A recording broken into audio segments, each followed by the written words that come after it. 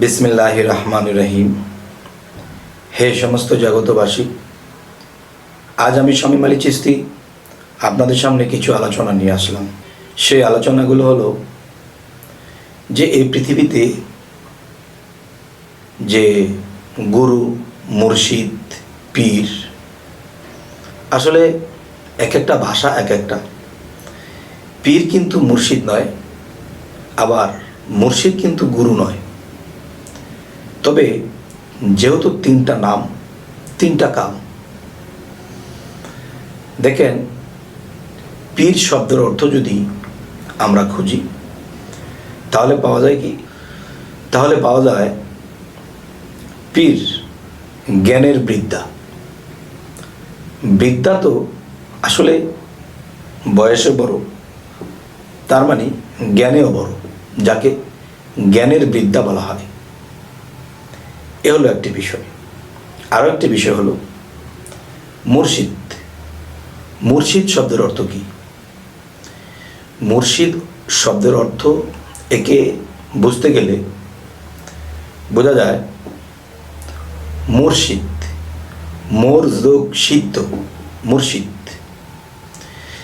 যে আপনার পীর সাহেব যখন এই দেহ নিয়ে ছিল তখন কিন্তু তিনি পীর সাহেব ছিলেন, আর পীরের ভিতরে মুর্শিদ বসবাস করে।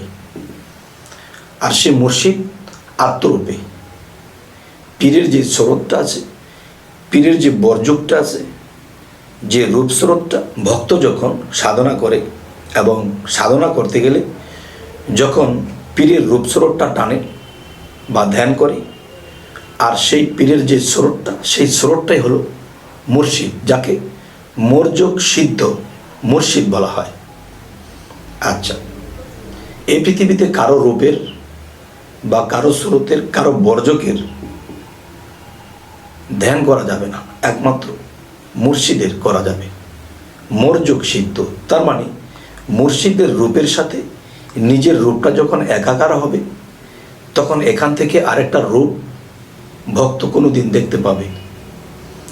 আচ্ছা, এবার আসি গুরু।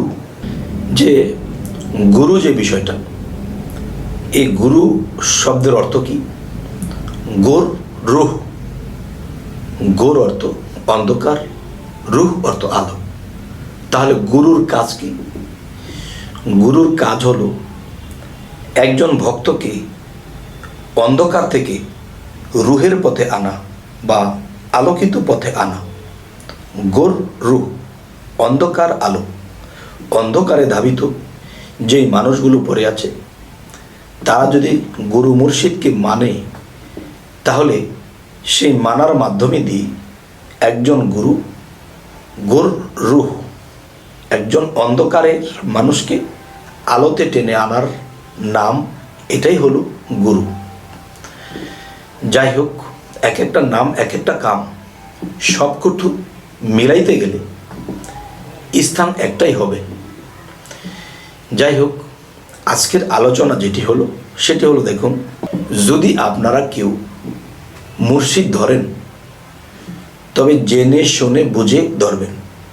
কারণ মুর্শিদ ধরলে, গুরু ধরলে, পীর ধরলে জেনে শুনে বুঝে অনেক পরীক্ষা নিরীক্ষা করে একজন মুর্শিদকে ধরবেন। কেন বলছি? কারণ আপনি যাকে মুর্শিদ রূপে মানবেন, আর মুর্শিদ রূপটাই হবে রাসূলের, আর রাসূলের রূপটাই হবে আল্লাহর। যেদিন আপনি পীরের হাতে হাত দিলেন সেই দিন আপনি রাসূলের হাতে হাত দিলেন, যেদিন আপনি রাসূলের হাতে হাত দিলেন সেই দিন আপনি আল্লাহর হাতে হাত দিলেন। তাহলে যেই দিন আপনি পীরের হাতটা ছেড়ে দিবেন সেই দিন আপনি রাসূলের হাতটা ছেড়ে দিলেন, আর যেদিন আপনি রাসূলের হাতটা ছেড়ে দিলেন সেই দিন আপনি আল্লাহর হাত ছেড়ে দিলেন। তার মানে আপনি মুর্শিদ ধরলে আর কখনোই ছাড়তে পারবেন না, কারণ আপনি কখনো আল্লাহর হাত ধরেননি, মুর্শিদের হাত ধরেননি। তাই আপনি ছাড়বেন কি? আর যে ধরেছে সে ছাড়তে পারবেন না। তবে শাস্ত্রগ্রন্থ খুললে আমরা পাই, গুরু ত্যাগী মানুষ, মুর্শিদ ত্যাগী মানুষ জাহান্নামী হয়। জাহান্নামী হয় কেন?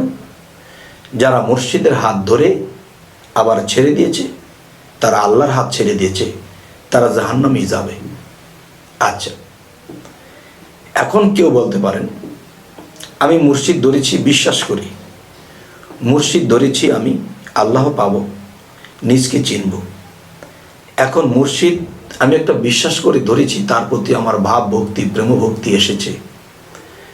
এখন এই মুর্শিদকে দেখতেছি, সে গাঁজা খায়, সে মদ খায়, সে নারীবাজি করে, সে বিভিন্ন খারাপ কাজে লিপ্ত।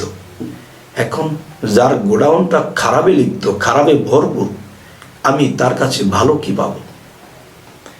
তাই আমি বলবো যে গুরু মুর্শিদ জানিয়া বুঝিয়া ধরতে হয়। আচ্ছা, এখন যে মুর্শিদ, গুরু বা পীরকে ত্যাগ করা মানে আল্লাহকে ত্যাগ করা, তার মানে আমার জাহান্নামে যাওয়া। এখন আমি বলবো, তাদের উত্তরে আমি বলবো, যদি সঠিক মনে করে কোনো ভুল গুরু ধরেছেন, বা তার মধ্যে কোনো শিক্ষা নেই, তার মধ্যে কোনো ভালো কথা নেই, ভালো পথের কোনো দিশারি নেই, মদ খায়, গাঁজা খায়, বিভিন্ন খারাপে লিপ্ত, তখন কি করবেন? তখন এরকম গুরু দিয়ে তো আমার জীবন শেষ। তখন কি করবেন? যে শাস্ত্র গ্রন্থ এবং আমরা কোরআন খানি যদি খুলি, তাহলে আল্লাহ কিন্তু এর ফয়সালা রেখেছে।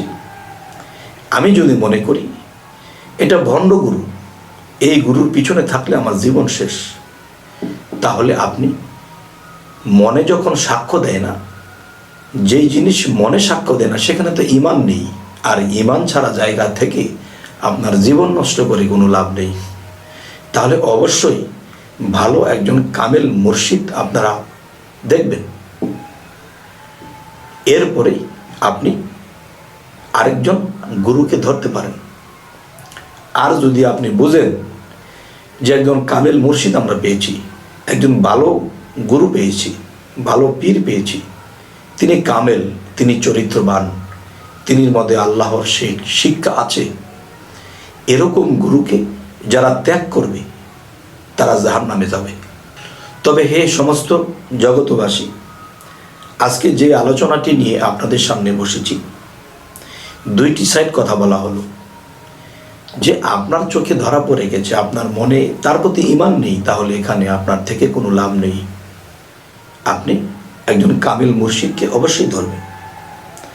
তবে মনে রাখতে হবে, নিজকে চেনার জন্য যেহেতু বায়াত হওয়া, নিজকে চিনলে আল্লাহকে চেনা যাবে। তাহলে আপনি কি, আপনার পরিচয় কি, আপনার দেহ কোরআনের মধ্যে দেখিয়ে দেওয়া হবে। সেই বায়াতের সময়, সেই মুরিদ হওয়ার সময় আপনার পরিচয়পত্র আপনার দেহ কোরআনের মধ্যে আছে। আল্লাহ যে আপনাকে সৃষ্টি করেছে তার প্রমাণাদি আপনার দেহ কোরআনের মধ্যে দলিল রাখা আছে। তা দেখিয়ে যদি কেউ বায়াত করায় তাহলে হয়ে যাবে। আচ্ছা, এখন আমি যে কথাটি বলবো, যে হায় রে, এতদিন কি করলাম, একজন গুরু ধরে কত বিশ্বাস ভক্তি করেছি, কিন্তু একসময় বিশ্বাস হয়েছিল, এসেছিলেন, যতটুকু বিশ্বাসের মাধ্যমে থেকে কাজ করেছেন ওই ফলাফল আপনি পেয়ে যাবেন। কিন্তু এখন যে আপনার ঈমান নেই, এখন যে আপনার তার প্রতি বিশ্বাস নেই, তাহলে এখানে থেকে আপনার কোনো লাভ হবে না। কারণ কোরআনে বারবার বলেছে ঈমান ঠিক রাখতে হবে। যার প্রতি ঈমান নেই, এখানে থেকে আমার কোনো লাভ নেই। তবে দেখেন, একদম কামেল মুর্শিদের কথা আল্লাহ কিন্তু বলেছে যে হে রাসূল, আপনার হাতের উপর যারা হাত দিল তাদেরকে বলে দিন তাদের হাতের উপরে আমি আল্লাহর হাত আছে। আল্লাহর হাত যে আছে তা দেখার বস্তু, দেখতে হবে যে আল্লাহর হাত যে আছে তা দেখেই বায়াত গ্রহণ করতে হবে। যাই হোক, আজকে এই বিষয়টি কেন বললাম, যে অনেকেই বলে অনেক বিশ্বাস করে বায়াত হয়েছিলাম, আজকে এই অবস্থা, আমাদের ভাগ্য খারাপ। যদি কেউ এরকম অবস্থা হয়, অবশ্যই একজন কামেল মুর্শিদের কাছে যেতে পারবেন, একজন যদি মনে করেন যে হ্যাঁ আমি কামেল পেয়েছি, তখন আর কোনোদিন ত্যাগ করতে পারবেন না। আর যদি ত্যাগ করেন তাহলে জাহান্নামে যেতে হবে। তো আজকের আলোচনায় আমি আপনাদেরকে কি বোঝাতে চাইলাম অবশ্যই আমাকে জানাবেন, এবং কি ধরনের আলোচনা আপনারা সামনে চাইছেন অবশ্যই বলবেন। আমি সামনে যেন আপনাদের পছন্দ মতো আলোচনা দিতে পারি। তবে আমাদের চ্যানেলের আলোচনা যদি ভালো হয় অবশ্যই সাবস্ক্রাইব করে নেবেন, পরবর্তীতে যেন আপনাদেরকে ভালো ভিডিও এনে দিতে পারি। তো সকলেই ভালো থাকবেন। আল্লাহ হাফিজ।